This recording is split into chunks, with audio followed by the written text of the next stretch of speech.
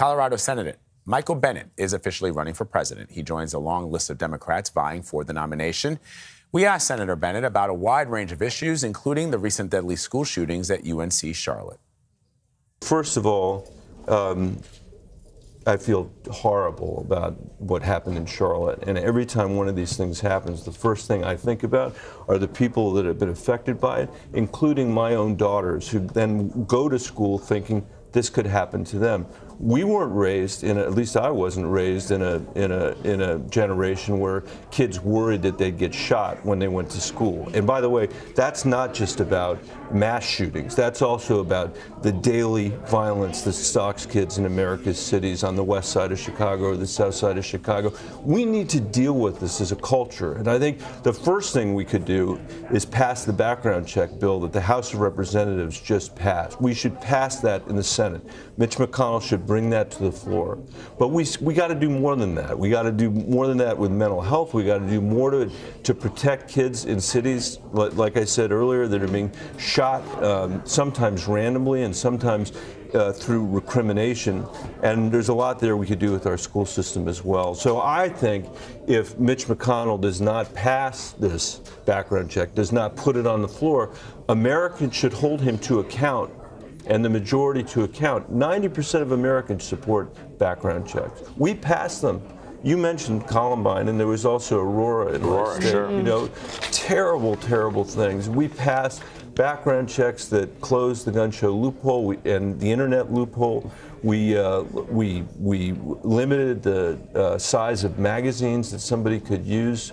You know, and there are guns like the AR-15, which is used all the time by mass murderers in this country, that turn somebody who's never shot a gun into a lethal shooter. We can do something about that. Let's talk about marijuana, because your state has legalized marijuana. I did not bring any with me today.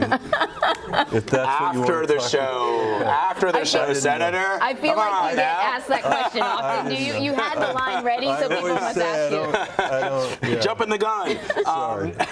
The Attorney General has said that conflicting federal and state marijuana laws have created what he calls an intolerable situation for the Department of Justice, and that he would actually rather see marijuana legalized nationwide rather than let states continue to legalize it piecemeal.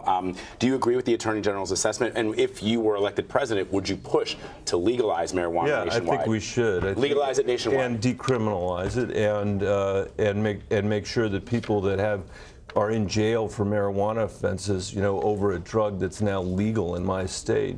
I mean, we need to change that as well. So I think we've had a good opportunity for states to experiment with things, to make it better, to learn from each other.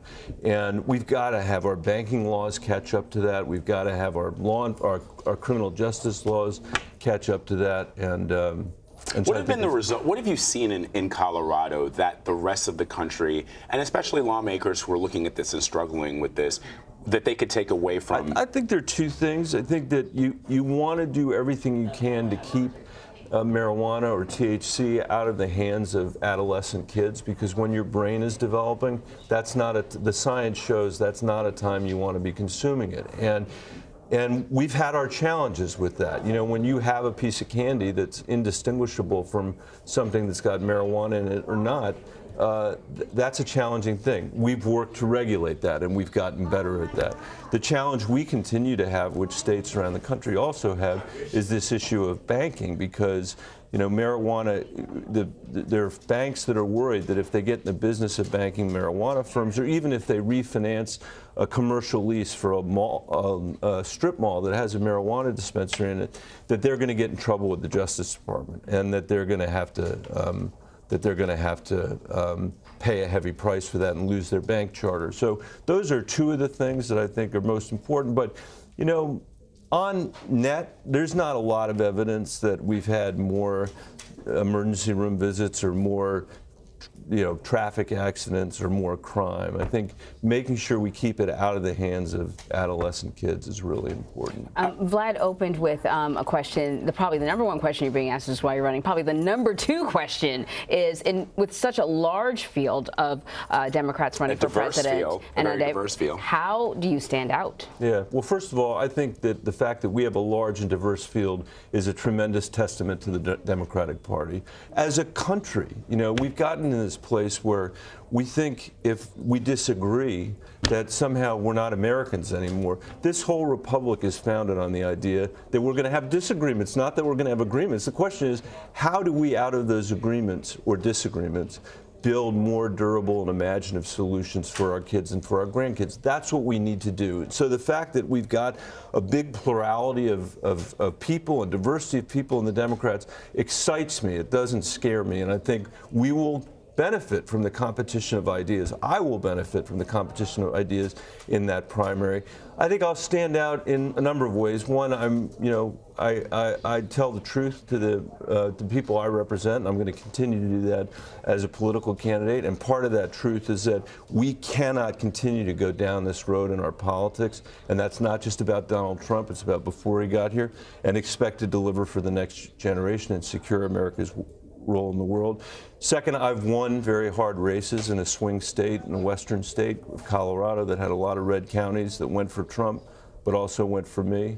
I think that's different. And third, my experience just is really different. Of course, they would say that too, and it's true. We all have different experiences, but my experience in the Senate has been working on substantial pieces of legislation, from immigration reform as part of the Gang of Eight bipartisan, to rewriting No Child Left Behind and ending that, to making it easier for families to get life-saving medications. That bipartisan track record also comes after a lifetime in business and in running the Denver Public Schools, which I think gives you a really different perspective.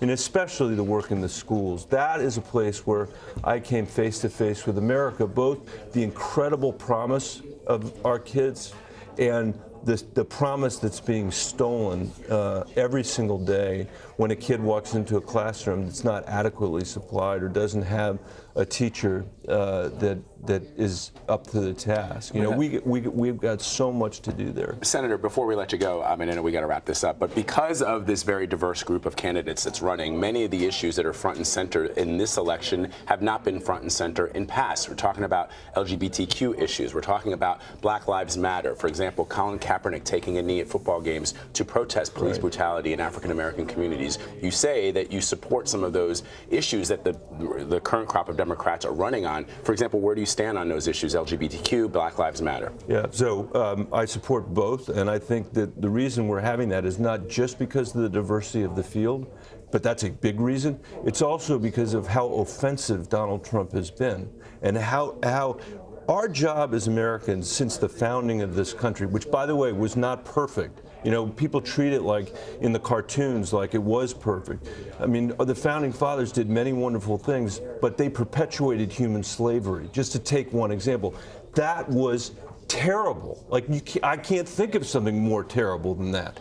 And then it took other Americans later, people like Frederick Douglass, who was born a slave in the United States of America, and in his lifetime, largely because of his work, not only ended slavery in this country. To me, he's as much a founder as the people that wrote the Constitution, because he corrected a profound injustice.